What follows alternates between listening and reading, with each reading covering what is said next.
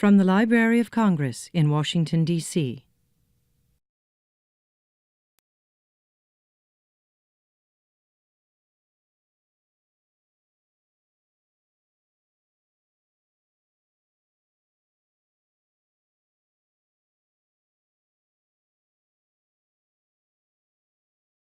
Good afternoon and welcome to the African Middle East Division of the Library of Congress. I'm Mary Jane Deeb, I'm the chief of the division, and I'm delighted to see you all here.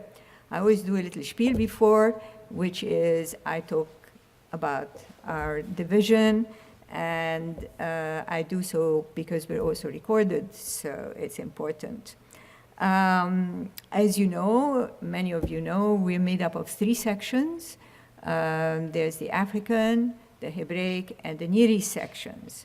And we're responsible for 78 countries from around the world, extending from the whole Near East, Central Asia, the Caucasus, the whole continent of Africa, North and Sub-Sahara. And we go off sometimes even up to China. There are some communities there. And of course, we collect materials from all over the world. So we are also very active in developing collections, in briefing visitors coming from all the countries that I mentioned and the different regions. We organize programs, symposia, workshops. We also organize exhibits. And in 2012, for example, we celebrated 100 years of Hebraica here at the library, with a wonderful exhibit entitled Words Like Sapphires, 100 Years of Hebraica at the Library of Congress. And many of you know Peggy Pearlstein. She used to be the head of the Hebraic section, and Sharon and Brenner, and many others were involved in putting the exhibit together. We also invite scholars and experts who have researched and done work in our areas of responsibility to share with us their thoughts, their research, their findings, so that we all come out enriched from the proceedings. And we celebrate Heritage Months. In February, it's Black History Month. In March, it's Nowruz, the Persian New Year. And in May, we always celebrate Jewish American Heritage Month. So I wish to thank the Jewish Genealogy Society of Greater Washington and the Jewish Historical Society of Greater Washington for partnering with us in the celebration at the library. And not only this year, but for several years past. Today's program with Dr. Janette Silverman, who is a past president of the Jewish Genealogy Society, will address a historical issue. She will be talking about one of her projects that focuses on the family history of the Blumenthals of the Upper Lower Peninsula of Michigan. And now to introduce the program, and the speaker is our own Sharon Horowitz, a senior reference librarian in the Hebraic section of the African Middle East Division. Sharon?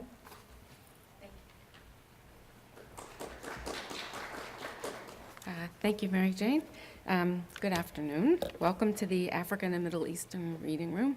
On behalf of the Jewish Genealogy Society of Greater Washington and the Jewish Historical Society of Greater Washington and the Hebraic section, let me thank you all for coming to today's program in celebration of Jewish American Heritage Month. As you heard, I'm Sharon Horowitz. I'm a reference librarian in the Hebraic section. The Hebraic section marks its beginnings in 1912 with the receipt of 10,000 Hebrew books and pamphlets whose purchase was made possible by a gift from New York philanthropist Jacob Schiff. From those humble beginnings, our collections have grown to around 250,000 items in Hebrew, Yiddish, Ladino, Judeo-Persian, and other Hebraic script languages, and our holdings also include an important collection of Amharic books. The section's holdings are particularly strong in the areas of Bible and rabbinics, liturgy, Hebrew language and literature, responsa, and Jewish history. 2 of our missions in this division are to publicize our collections and to bring people into the library. And one way we do that is by holding lectures and having programs such as the one we are hosting here today. Before I introduce today's speaker, it is my pleasure to call upon Dr. Eugene Alpert, President of the Jewish Genealogy Society of Greater Washington, and one of today's program's co-sponsors, to say a few words about the society.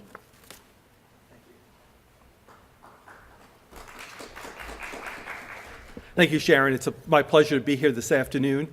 And I'm going to speak very briefly and let you know that the Jewish Genealogy Society of Greater Washington is composed of about 250 members, and we were founded in 1980.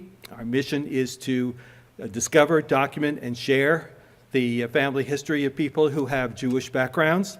And we meet about 10 months a year. In fact, Janet was giving a presentation yesterday on the Ukrainian Special Interest Group of Jewish Gen. And I want to welcome you all here this afternoon. If you're interested in joining and learning more about the association, I've got some brochures on the back table there. So thank you again all for coming. Thank you very much, Dr. Alpert. And now, a word about our speaker. Dr. Silverman has been involved in Jewish genealogical research for 35 years. Currently, she is a senior genealogist research manager at Ancestry Pro Genealogist. Previously, she has worked in Jewish education, published widely in genealogy, and been a frequent speaker at conferences and meetings in the United States and Israel, speaking on such topics as personalizing Jewish history using archival and digital databases for research, Ellis Island mythology, and using Moel books and Ketubot as genealogical resources. Dr. Silverman is the co-chair of the IAJGS conference being held in August in Seattle. She has suggested that her love of genealogy has its roots in her father's love of history and Judaism and her mother's love of jigsaw puzzles. Her presentation today will discuss methodology and resources for doing genealogical research. She will be sharing her own family research as a case study. Before I turn the podium over, however, I must mention that this event is being videotaped for subsequent broadcasting. There will be a formal question and answer period after the lecture, at which the audience is encouraged to ask questions and offer comments. Please be advised that your voice and image may be recorded and later broadcast as part of this event. By participating in the question and answer period, you are consenting to the library's possible reproduction and transmission of your remarks. And now, please join me in welcoming Dr. Janet Silverman.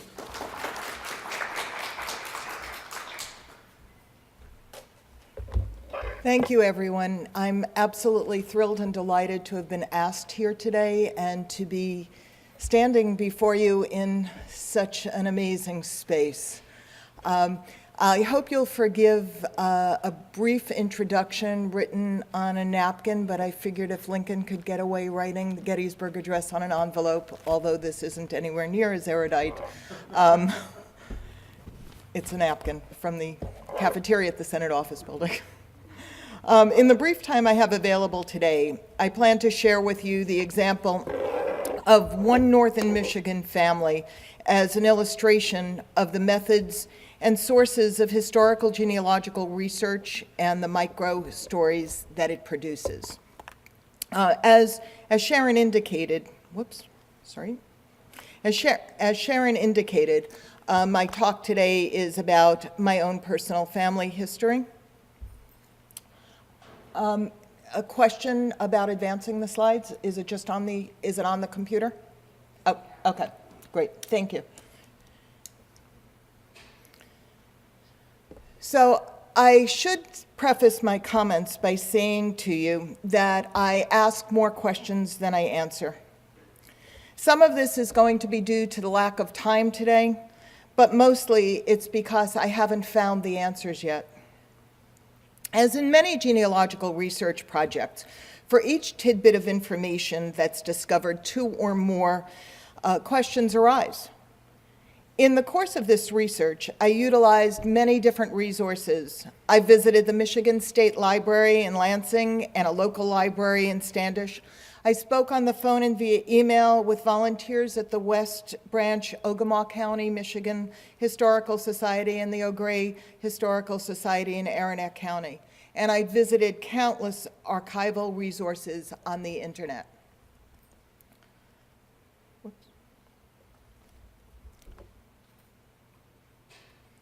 As every genealogist knows, when there's a branch of the family about which little or nothing is known, that absolutely must be researched. Nature abhors a vacuum, a genealogist abhors an empty leaf on a tree.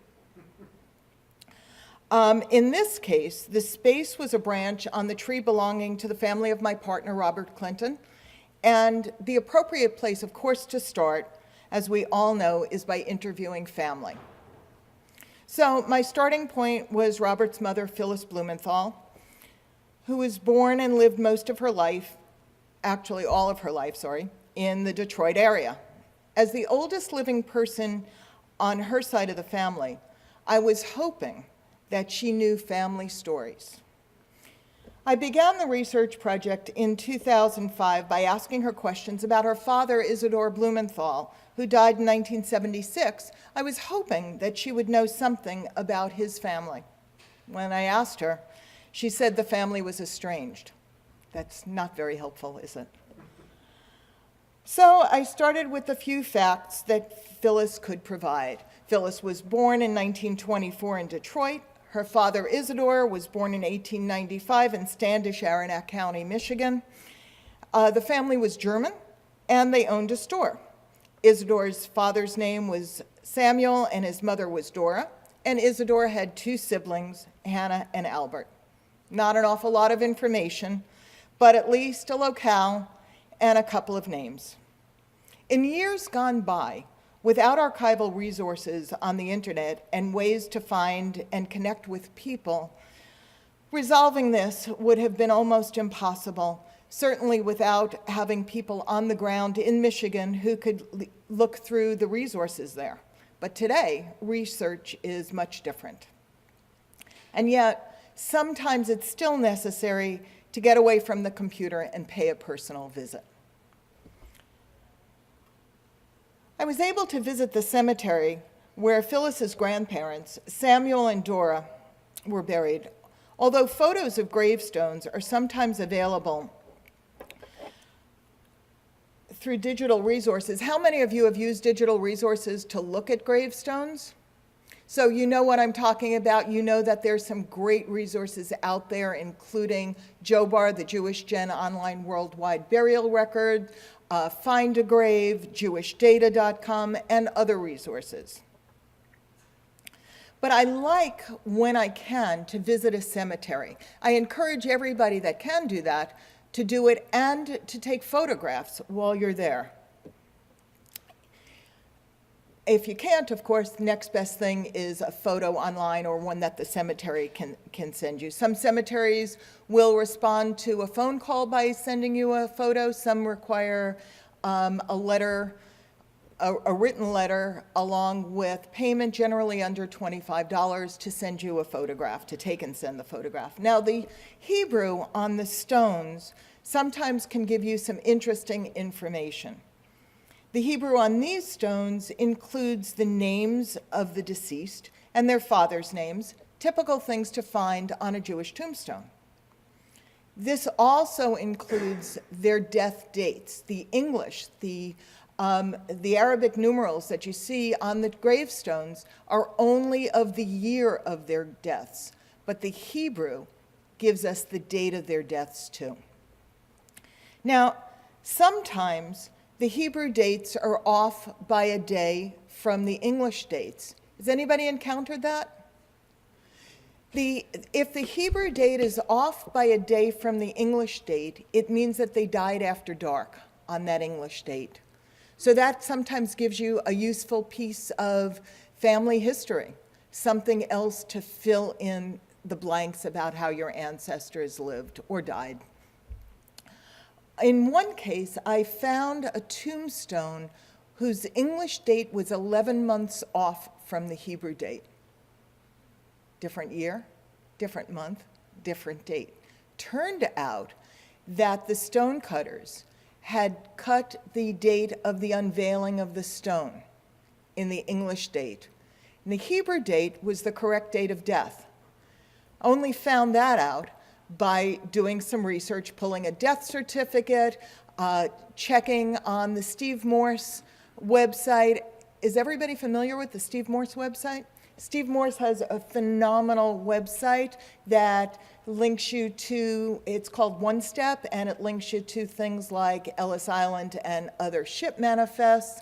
But for this purpose, what it does is it gives you a translation between Gregorian and Julian dates, between between Hebrew and Gregorian dates, and it's a wonderful resource. Check it out. If you just Google Steve Morse, you'll get there eventually. Now, we often think that the people that we're researching have unique names. But chances are there were other people living in that same place at that same time that shared their names. So the information on the gravestones becomes even more important with the addition of the father's name. You can often put together an entire generation because you know the father's name. And this comes into play in a little while when I tell you about people with the same surnames whose relationship we needed to be able to determine. Now, when I began my research, I attacked the questions by visiting first the State Library in Lansing, using databases online, Googling people and places on the internet, making several phone calls, and working with individuals through exchanges of information via email. And my questions at the beginning were really basic. Where was Standish, Michigan? I had absolutely no idea. I'm a New Yorker. What do I know about the Midwest? What kind of store did they have? How and when did they get from Standish to Detroit? And were there other relatives in Standish? More questions arose as I began my research, but these were just the beginning ones. I'm not going to walk you through my research step by step because it would not only be tedious for you, but it would probably take just as long for me to do that as it did for me to do the research. But I am going to tell you the story of the Blumenthals, or at least as much of it as I've found to date. There's still much left to be discovered, and in fact, now that I think about it, I realize how little I actually know.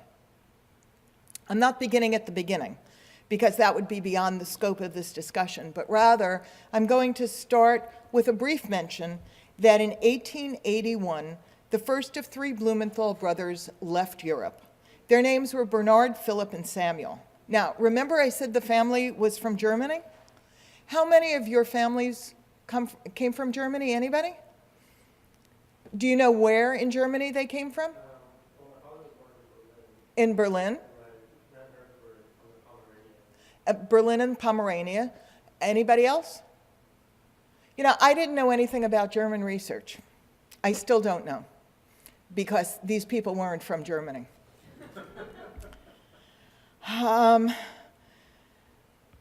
That caused me pause, and I needed to regroup and figure this out. It seems that the Blumenthal family was from Courland, now Latvia, not Germany. Courland was originally settled by German knights, although it was never owned by Germany, but the inhabitants thought of themselves as German. Not documented was the arrival of the oldest of the three brothers, Bernard, in 1881 at the age of 20. He very likely sailed into New York Harbor, but no evidence has been found yet to prove that. And frankly, I hate having these kinds of gaps. Those of you who know me know that I really hate this. But there's nothing to be done about it except to keep researching. Those of you who are engaged in any sort of genealogical research know that this passion becomes an obsession and is never-ending.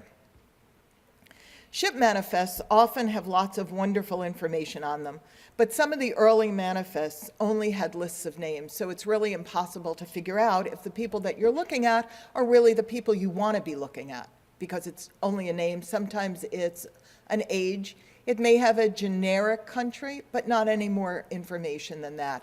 Later, ship manifests will give you the name and address of the person in the country that they left, the name and address of the person they're destined to be going to, their occupation, and other useful information, but not the earlier ones.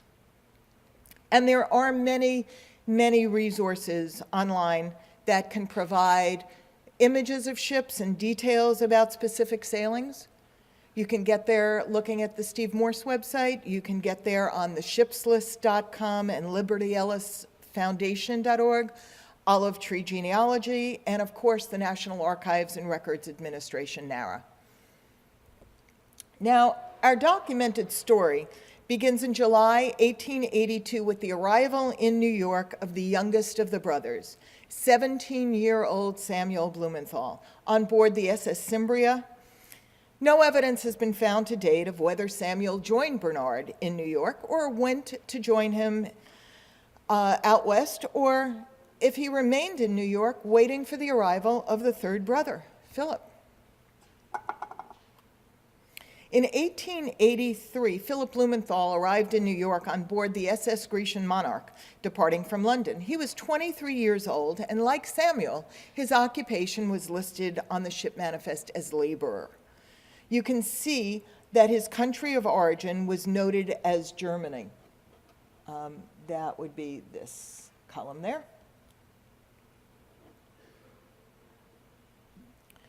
Now, Bernard started out in Traverse City, Michigan, and I've circled Traverse City in green for those of you who, like me, have no frame of reference with Michigan. And his brothers probably joined him there. But again, I don't know that piece of information. The lumber industry was in full swing in the 1800s, and there were supplies of all sorts that were needed. In Traverse City, the brothers may have been supplying the lumbermen with equipment. One of the really phenomenal things available through the internet is access to digital archives and the ability to search them in the blink of an eye. The Library of Congress, this institution, has an amazing store of historical photographs, among many other things, and this is from the Library of Congress archives. Now, from 1881 until 1885, the brothers worked in and around the Traverse City area. By 1885, they had left Traverse City and settled in West Branch. That was a distance of about 90 miles, probably several days' journey in the 1880s by horseback or horse and carriage. They may have visited there as their territory expanded, noticed business opportunities in a growing town.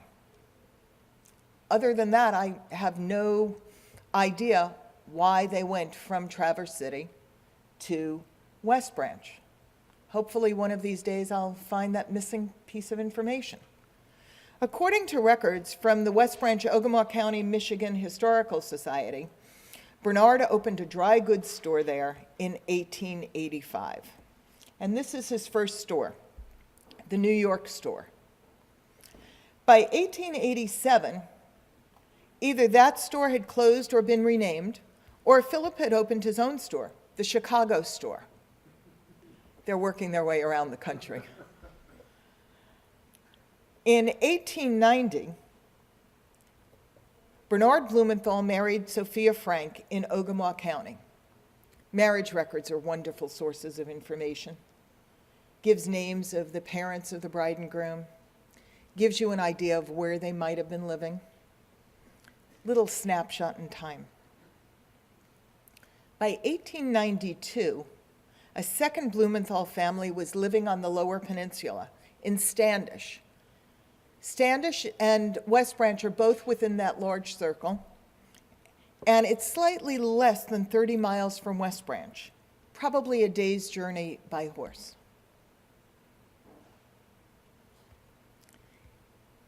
Marcus Blumenthal, this was the family that was now in Standish. Marcus Blumenthal and his family survived a fire in 1892, as reported in the local newspaper.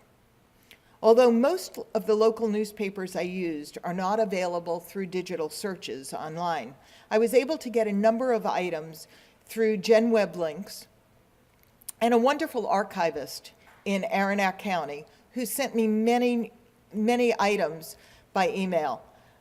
Many of the online archives have different selections of newspaper collections, including Genealogy Bank, the archives belonging to individual newspapers, newspapers.com and fultonhistory.com. When you're looking for newspaper articles about a particular place or time, just like other searches, you don't want to restrict yourself to just one resource. You want to use as many as you've got access to, because they all have slightly different things. And the searches are different on each of the websites that you go to. So you might come up with different results, even though, say, two different archives have the same newspapers. Because of the way the searches are configured, you might have different results by the end. In August 1894, Samuel Blumenthal identified on this marriage record as both Solomon and Sam, married Dora Gordon in New York. Samuel was born in Courland. I see this on his marriage record right here. His parents were Israel and Hannah Gordon. Their names are also on here. And he resided in West Branch, Michigan. Now, Hannah's parents were Adolph Gordon and Hannah Drachman, and she too was born in Courland, but was residing in New York. Now, other documents about Dora indicated that she might have been born in New York. I've never found proof of her birth in either Courland or New York, so it's just one of those other mysteries still waiting to be resolved. I also haven't found any information to prove or disprove whether her father, Adolph Gordon, and Samuel's mother, Hannah Gordon, were related. But like many other European Jewish families, they likely could have been. Jewish families have a habit of marrying within the families. First and second cousin marriages are very typical within different areas. Chances are that some of you may be missing a pair of great-grandparents because of cousin marriages. Something that's very typical when you're looking through Jewish genealogical resources, to find that you can't find one set of great-grandparents, and then you discover that you were just looking in the wrong place because they were there, but they were hidden because of their other relationships to each other. Copies of New York City records, vital records, such as this marriage record, are available primarily in two places: the New York City Municipal Archives on Chambers Street and through the microfilm collection at the Family History Library in Salt Lake City. But there are indexes to these that are available in many other places, including FamilySearch.org and Ancestry.com. Now, after their marriage in New York, Dora and Samuel returned to West Branch, at least for a short while. By October 1895, on the same page in Standish, remember they were in West Branch, now they're in Standish. This page records the birth of Israel Blumenthal, who later changes his name to Isidore. You can see the date here in 1940 when that change was made official. And just a couple of lines above that is Stella Blumenthal. Stella's Marcus's daughter. We read about the fire with Marcus Blumenthal's family. Stella's his daughter. Some of the unanswered questions are, why did Samuel and Dora move to Standish? And what was the relationship between Stella Blumenthal's parents and Isidore's parents? The 1897 Michigan Business Directory lists two Blumenthals with dry goods stores in Standish, Harry and Samuel. Who's Harry? Who's Marcus with a general store? I mean, it's the same Marcus that we saw in the other records, but who is he? To date, many documents referring to both Harry and Marcus have been located, but in none of them is there any way to establish a familial relationship between them, or, for that matter, between them and Isidore. Now, as an aside, Marcus was not a brother of Bernard, Philip, and Samuel. Their father was Israel, and Marcus's father was Chaim. One of the many documents I haven't found to date, and there's a lot of documents I haven't found, is the marriage record of Philip Blumenthal and Sarah Hill, who by 1892, when their daughter Estella was born, were already married. And this is a 1900 census from West Branch Village, Ogemaw County, Philip Blumenthal and his family. And that gave me the information about how old their daughter was, so when the likelihood was of their marriage, sometime before she was born, probably. The 1900 census also shows Samuel and his family. They were living in Standish. And the U.S. Census is available through many websites. Some of them are free, some of them are subscription-based. And each of the archival collections is searchable through an index based on transcriptions of the data that's included in the original document. Some of the transcriptions vary in the type of information that's extracted from the census. Since these resources do their own transcriptions or have their own unique algorithms for searching, you often have to do searches in multiple resources. So if you're looking for a census record in one resource and you don't find it, go look for it in another resource. Sooner or later, you're bound to find it through an index, or if you don't find it through an index, go look page by page. Find the ED, the enumeration districts, through Steve Morse's website, where he's got a handy little tool to figure it out, and go page by page. It may be tedious, but it's definitely worth it. And sometimes when you're going page by page, you'll find things that you didn't even think of finding, like other relatives. Meanwhile, back in West Branch, the store went through several changes, and in the early 1900s became Blumenthal and Company. This picture of the Blumenthal store, as well as the earlier pictures, are from the Ogemaw County Historical Society's archive. Remember, I said that for every answer there were a couple of more questions? Well, an October 1905 newspaper reported that cousin Helen Blumenthal from Chicago was visiting the family. Now, remember, one of the earlier stores was called the Chicago store. Maybe that was acknowledging the existence of a family in Chicago. Maybe not, but who was she? The only Helen Blumenthal I've been able to find and connect to the family was born in 1896, and she was Bernard's daughter. She certainly wasn't visiting from Chicago by 1905, when the rest of her family was still living in West Branch. I don't know who she was.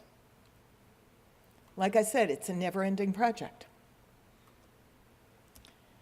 As verified by an August 1906 society note in the Aranac newspaper, the Standish Blumenthals, that's Samuel and Dora, and the West Branch Blumenthals, Samuel's brothers Bernard and Philip, stayed in touch. A 1909 photo from the Historical Society archives shows Bernard, his wife Sophia, and their children. I love this picture. It doesn't look like any of my other family pictures. I'm always saying that we all have the same set of pictures, maybe with just different faces overlaying them, but they all look the same. This doesn't look like any other picture I have. So maybe there's actually two pictures floating around, not just the one that I thought. On the 1910 census, living in Standish, we find Samuel, Dora, and their three children, Isidore, Hannah, and Adolph. And just 3 doors away, we see Harry Blumenthal, who we first encountered in the 1897 business directory, and an Adolph Blumenthal. Both of them are boarders. Harry was 39 years old, and Adolph was 29 years old, and they were both born in Russia. They were probably born in Russia the same way that the other Blumenthals were born in Germany. I think that they were all really from Courland, which may have been considered part of Germany because it was settled that way, certainly had more right to be considered part of Russia because I think it probably was, at least for a brief period of time, part of the Russian Empire. Now, by 1912, Sam and Harry Blumenthal had established a dry goods store together. Remember the question, who's Harry? I still don't have an answer for it. I just have the question. But now they're in business together.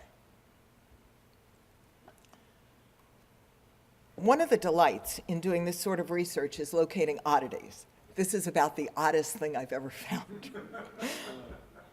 It's a 1912 English sparrow certificate issued to Adolf Blumenthal. Now, I don't know if the Adolf is the Adolf living with Harry or the Adolf who was Samuel's son, but there was a bounty for killing two pests, sparrows and rats. And this is Adolf's certificate. He's entitled to, it looks like, 92 cents for 46 sparrows, 2 cents a sparrow. And delivered. They weren't just taking his word for it. Can you imagine going around killing them, collecting them, and then bringing them? I wonder if they were stored in the icebox.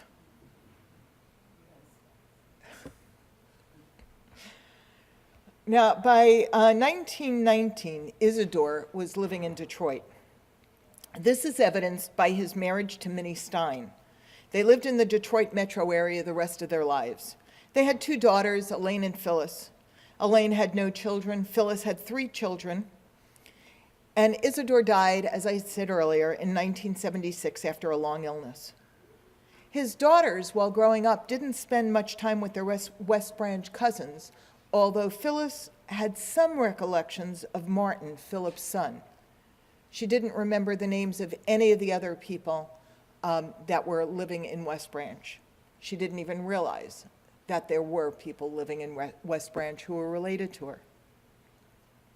It's not clear when Samuel and Dora moved to Detroit, but by 1920, that's where the family was.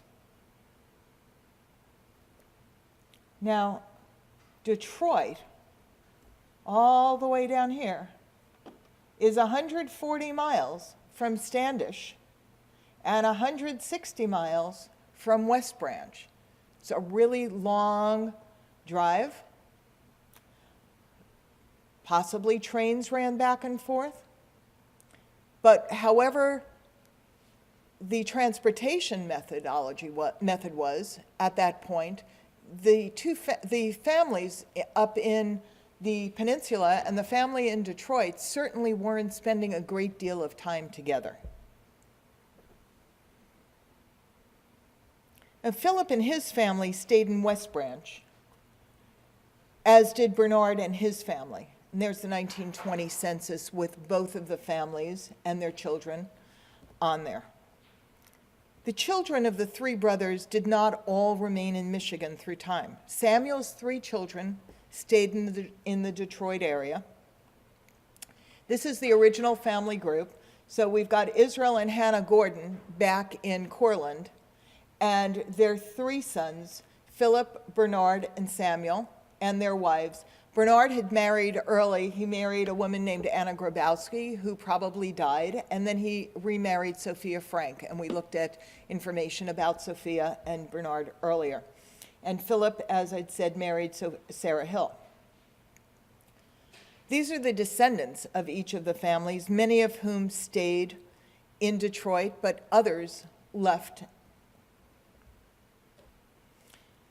So Philip's daughter, Dorothy, and her husband, Albert, settled in Westchester County, New York by 1927. In 1930, it was clear that Dorothy's brother, Isidore, was living with Dorothy and Albert. And as far as I knew, Isidore never married, or so I thought. As I was preparing for today's talk, and all of the research is ever changeable. There's stuff coming in from the most unexpected places. So I'm preparing this talk. I thought I was done, and I got an email. And the email identified the writer as a descendant of an Ira Mark Blumenthal, son of Philip. Well, I know who all of Philip's children were. Who's Ira Mark Blumenthal? The only person he could possibly be is Isidore, who I lost track of after the 1930 census. He stayed in New York. He became Ira Mark. Now I need to do a little more research to fill in the blanks. I know that Martin never married. I know that Hazel married this guy Monty. I know that Estella married Arthur, and these were their children, but I didn't have any information about Isidore. Now I need to go back and find Ira Mark, not Isidore. To do that, I'll look in the 1940 census. I'll take a look at some city directories and some phone books. Since I know from this relative of his that he was living in New York, I'll also try checking out New York City marriage records and maybe even some death records and see what I can find. There's got to be something. Everybody leaves a trace. It's just how difficult it is to find those traces, those shadows of people's lives. Now, this is Bernard's family. And Bernard's daughter, Della, and her husband, John Jacob Rubin, left Michigan shortly after their 1918 marriage and settled in Toledo, Ohio. The rest of Philip's and Bernard's children stayed in Michigan.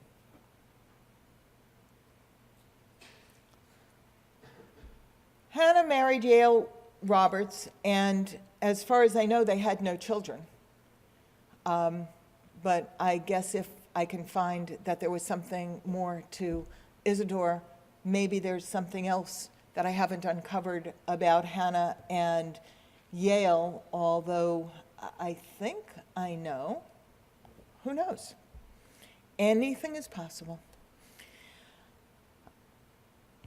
Adolf, who also was known as Albert. So we've got Israel known as Isidore, an Isidore known as Ira, and now an Adolf known as Albert. He married Ruby in 1923, and they also stayed in the Detroit area. They ultimately had two daughters, Ada, Ruth, and Joyce. Ada has 3 sons, and they no longer live in Michigan. Their family settled in North Carolina, Florida, and Arizona. And Joyce lives in Canada and has 1 son. During the course of this research, I met an awful lot of relatives that nobody in the part of the Blumenthal family that I knew of, including when I did a talk about the family up in the West Branch, Ogama County Historical Society 2 years ago. I had met via email another one of the descendants, a grandchild or great-grandchild of one of of either Philip or Bernard, I forget which now, and he came to that talk. And so at that talk, I was able to introduce 2 cousins who had never heard of each other before that day. It's one of the more exciting things that happens as you're doing research. How many of you have wound up meeting relatives that you'd never heard of before or never imagined through the research? Isn't it great? I found over the years that although I used to get unbelievably and amazingly excited when I found my own relatives, and I still do, I get just as excited finding other people's relatives. I'm indiscriminate about how excited I get doing genealogical research. So I have a bunch of questions left. Who was Helen Blumenthal of Chicago? How are Harry, Marcus, and Adolf Blumenthal of Standish related to Samuel, Philip, and Bernard, or even to each other? I know that Marcus, Harry, and Adolf are not all brothers. 2 of them are. I could tell that from gravestones and death records, but I have no idea what the relationship is. I suspect that if I can ever figure this out, that I'll find that their fathers were either brothers or first cousins. There's enough names between the families, between Marcus's children, Samuel, Philip, and Bernard's children. There's enough names that are the same or similar to make me think that they're all being named after the same people. I'm making an assumption here, but perhaps it's not a correct assumption. I'm assuming that everybody knows about Eastern European naming patterns, Eastern European Jewish naming patterns, but I'm seeing a couple of heads shaking. So Eastern European Jews, as opposed to Sephardic Jews, rarely name their children after living relatives. Children are generally named after deceased relatives. And what'll happen is, say you've got children, their parents die, they've got children, so grandchildren, and all of a sudden you've got a flurry of kids in a family that all have the same name. They're all named after grandparents who died. You can track death dates of people based on naming patterns, based on children who all of a sudden are carrying their names. That helps you identify when people died and find additional family information. If you don't have birth dates of people, but you know who they were named after, you can also sometimes figure out when they were born, which helps you isolate the resources that you need to be investigating as you do more family research. I also don't yet know how Philip arrived in the United States. How Bernard arrived in the United States. I don't know the year he arrived. I don't know where he came into, probably New York, but I don't know that for sure. I don't know how the brothers got from New York to Michigan, if they went together, or if they all joined the pioneering first arrival. And I don't know why they went from New York to Michigan. All of those things bother me. Sleepless nights bothering. Sometimes waking up at 4 o'clock in the morning with an inspiration of, I've got to go look for this there. Running to the computer and at 4 o'clock in the morning doing some research. Now, some of you are smiling or giggling. You've been there. You know what I'm talking about. Genealogist dreams. So I'd be really remiss if I didn't make some comments about some of the resources I used during the course of this project. In 2005, I sent an email to the West Branch Public Library seeking assistance. Because in addition to everything else, genealogy is very much a networking effort. Someone sent a copy of my inquiry to Luann Zettel, the president at that time of the Ogama Historical Society, who entered into now a decade-long correspondence with me. We've talked over the phone, we've emailed. And in 2014, 9 years after I started this, right after a visit to West Branch where I introduced, as I said, 2 Blumenthal descendants to each other, we visited Standish and Aranac County and met with Joanne Goulot of Eau Gris, Michigan. And I apologize to Joanne if I've mispronounced her last name and if I've mispronounced the town. She's a volunteer at the Standish Historical Society, and in the years since that visit, she has scanned and emailed me every document that she found in the Society's archives and in the courthouse and the newspaper that pertain to the Blumenthal family. Most of that archive isn't digitized, and although it's really well organized, thanks to the efforts of Joanne and other volunteers, it's not all indexed or digitized.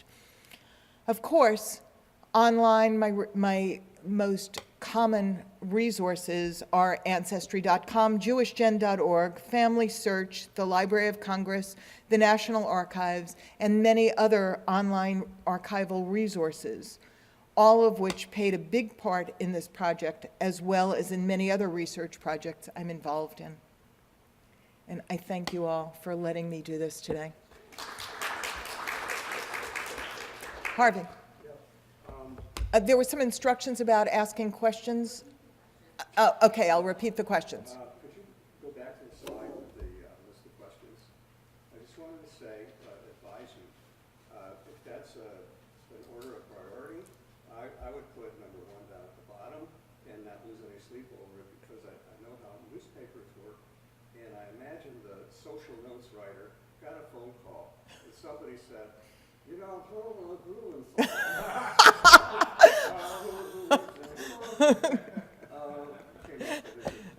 Harvey. And because there's so much to do, person, woman, or man scribbled down Helen and Chicago because that's what he thought he heard.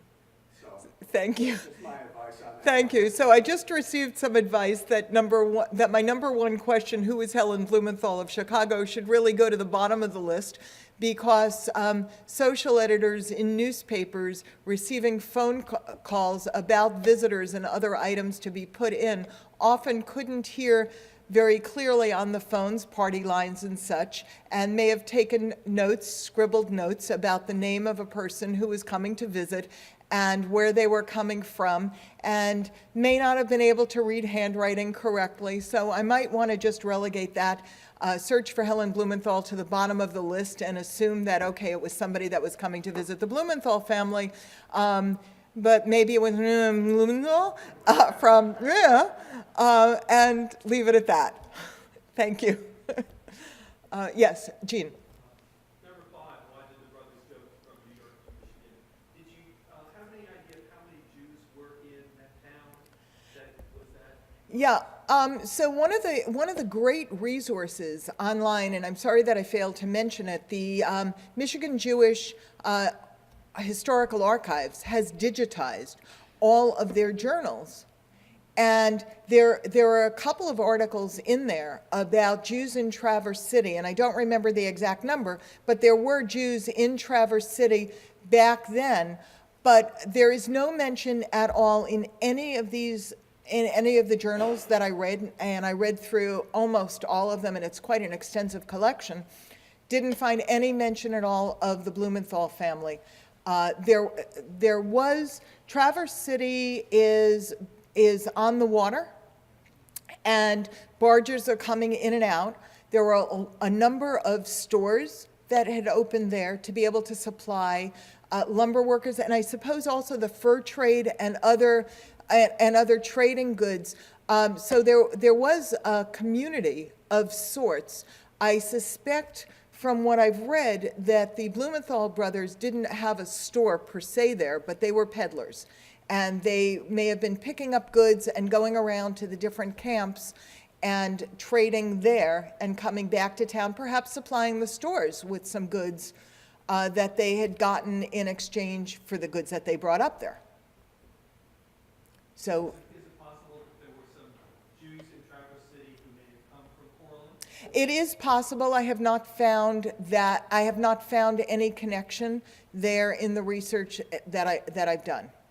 And I didn't see any similarities in the names that I was looking at in Traverse City and back in Cortland. The resources that I used for the Cortland portion of this research was from the Latvian SIG on Jewish Gen, the Latvian Special Interest Group, which has done an amazing job with transcriptions of records from Cortland. And there's a lot of information that's online through Jewish Gen.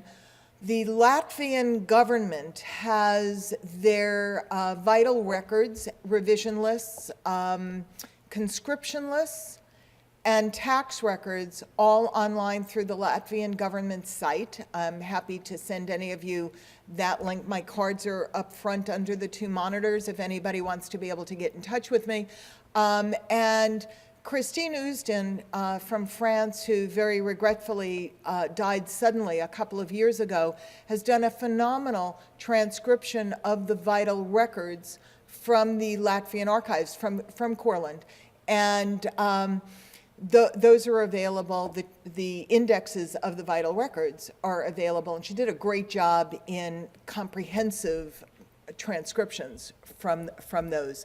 So the vital records themselves have very little additional information that's not on her transcriptions.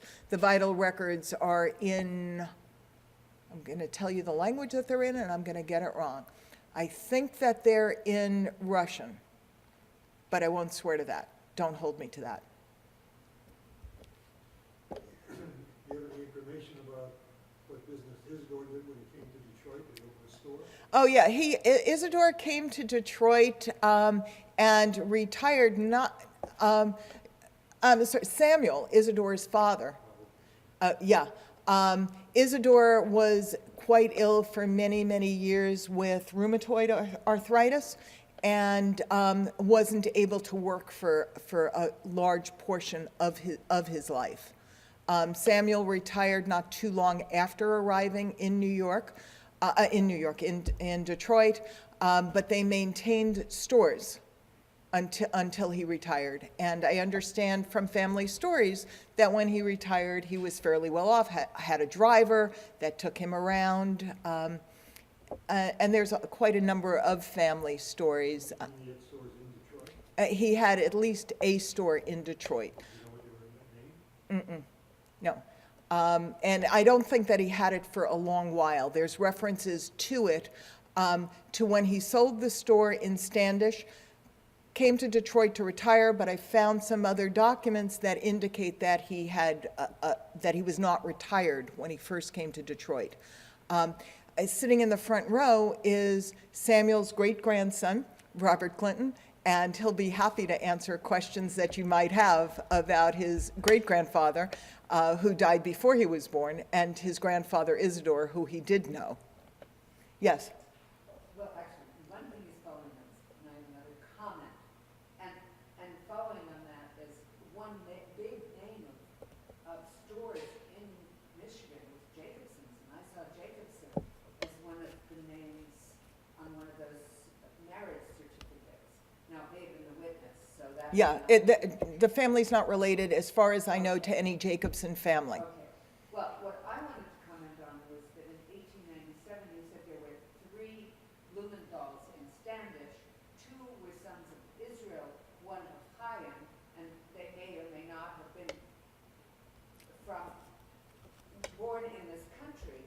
And you may or may not know this, but when someone was very ill and comes through it, or they want them to come through that with their child, they may get renamed Yes. Chaim.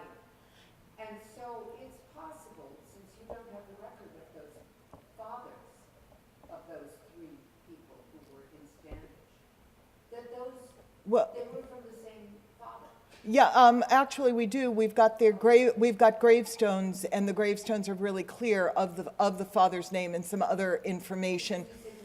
No, we don't know. I know that 2 of them are related to each other, and the 3rd one is not. Okay. Okay? Yeah. That's where I was. Yeah, Harry, Adolf, and Marcus are probably related. I assume that they may be cousins. 2 of them are brothers, 1 is not. No, I got the impression that they were from a generation that you didn't have. Yeah, no, I know their fathers' names. I'm sorry, I probably wasn't that clear. And they came from Courland and settled in Michigan. But again, I don't know when they arrived. I don't know why they arrived, why they came there. Fathers died in this country, so you... No, Marcus, Harry, and Adolf died in this country. Their fathers, as well as Bernard, Philip, and Samuel's father, never left Europe. Yeah. I had some relatives who wound up in the upper Midwest who came in around that time through Canada. They, not from New York, but maybe the first one, I don't know if you've looked at Canadian arrivals. Yeah. And then they dropped down from Manitoba or someplace, like my relatives. Yeah, and thank you for that, Mary Jane. Yes, I've looked all over the place, but I have never found the arrival information for Bernard, where I found it from his 2 brothers, from Samuel and Philip, within 2 years of his arrival. but never found his ship manifest, not coming into the US and not coming into Canada. But again, those early arrivals, it's just lists. And Blumenthal isn't an uncommon name, and I don't know what name he might have been traveling under. Thank you very much, everybody. Thank you very much. Thank you, and thank you all. This has been a presentation of the Library of Congress. Visit us at loc.gov.